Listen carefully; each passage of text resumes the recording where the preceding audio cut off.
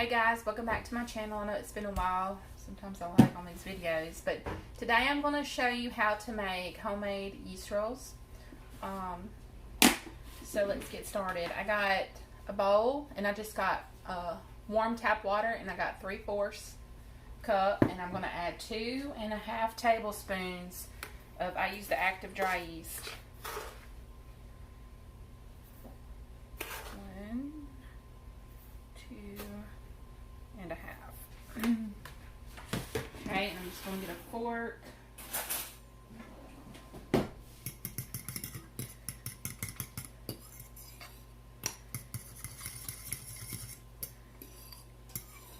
And get it mixed up real good. And we're going to let this set for about 5-6 minutes until it gets frothy and foamy up at the top and starts rising. Okay, now if it doesn't do that, either your water was too hot and you killed the yeast, or your yeast is bad. But that's what it looks like, and it's going to rise. Okay, and I'm going to start on the dry ingredients. Okay, our yeast is rising. So I got 6 cups of all-purpose flour. I'm just going to add it. The recipe, I'm going to link the website I use. But hers calls for 6.5, but I always do 6. Okay. And then you're going to put 11 tablespoons of powdered milk. I'm sure there's a cup size for this, but the recipe on the website says 11 tablespoons of powdered milk. Okay. And then I got 6.5 tablespoons of sugar. And then 1 tablespoon of salt. Now this recipe has never failed me, and that's why I like it. Okay, that was 1 tablespoon of salt, and I'm just going to kind of incorporate it. Okay, after you get this mixed, then we're going to add some water and some vegetable oil.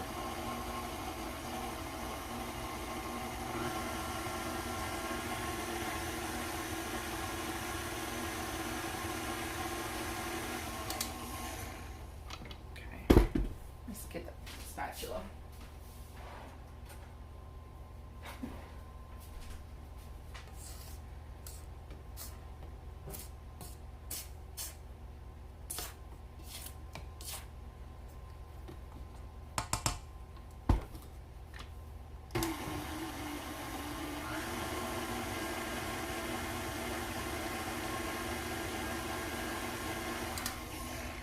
Okay.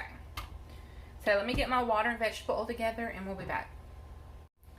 Okay, got our dry ingredients mixed together. I'm going to add 1 1/4 cup of warm water. And then you're going to add 6.5 tablespoons of vegetable oil.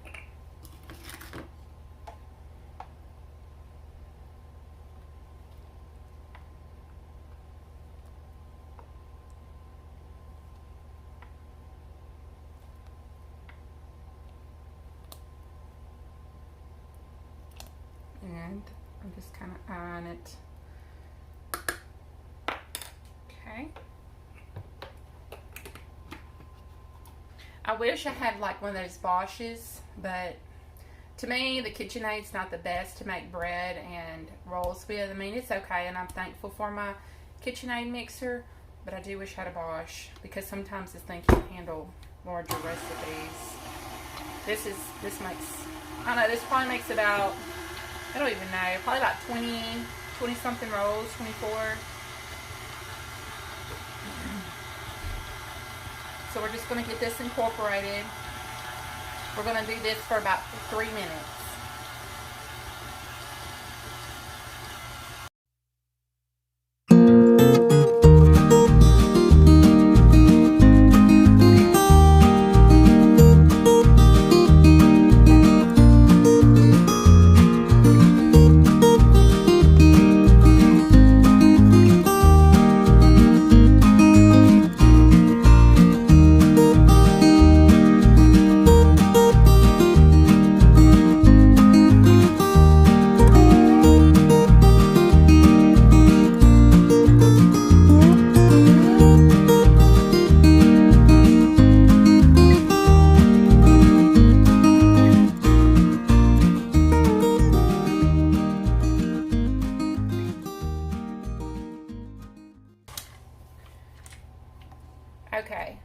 mix that for 3 minutes. And now you're going to add, see how, I don't know if you can tell how frothy it is. And just going to add your yeast mixture. Now this is where my KitchenAid struggles. I try not to hand knead as much as I can, well as I can, so we're going to do it. We're going to mix this until my KitchenAid can't handle it anymore, and then we'll hand knead it.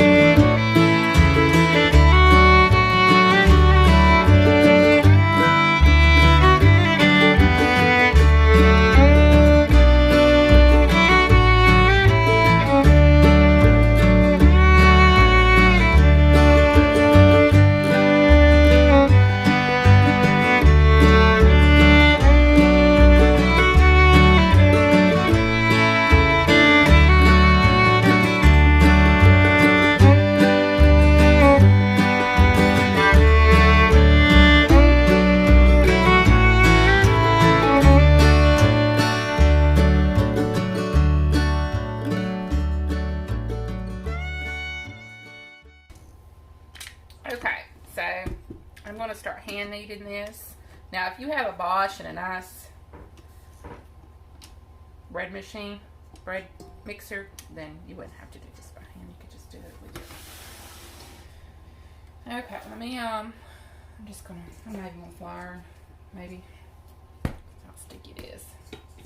I don't like to get extra flour in there if I don't have to.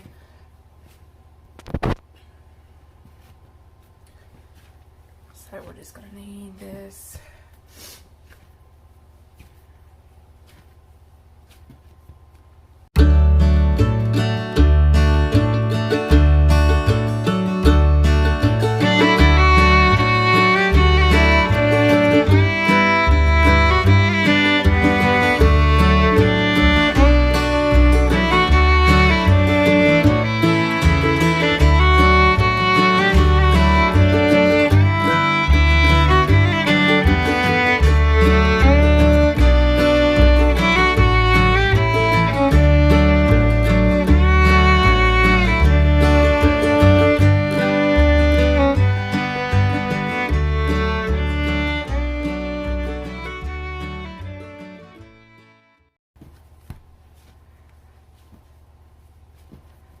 Okay,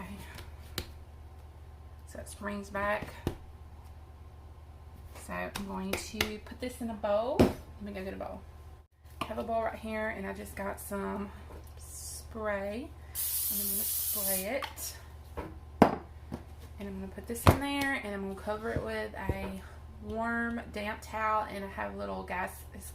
I live in Louisiana. It's supposed to get like 74 today, but right now it's cold. I'm going to put it in front of my little gas heater right here with the towel over and let it rise for about an hour. And then we'll roll them out.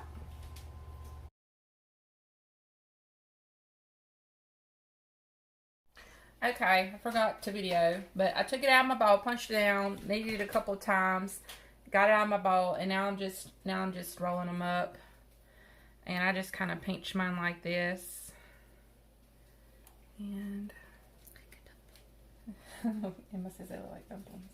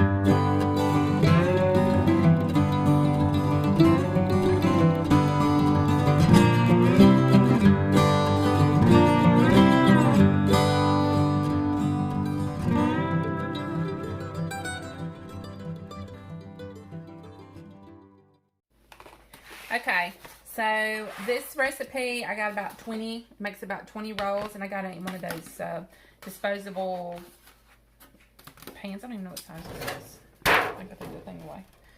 But yeah, so I'm going to get these rising and we'll be back. So I keep forgetting to film, but this is what they look like after they rise. I let them rise for a couple hours. So we're going to cook these until they halfway, and then we're going to slather some butter on there, and then we'll cook them until they're brown on top. See? Okay, so I just took them out of the oven. This kind of tells you it's a big, thick pan. That's how much they don't look like they rose up that much, but it's pretty high. So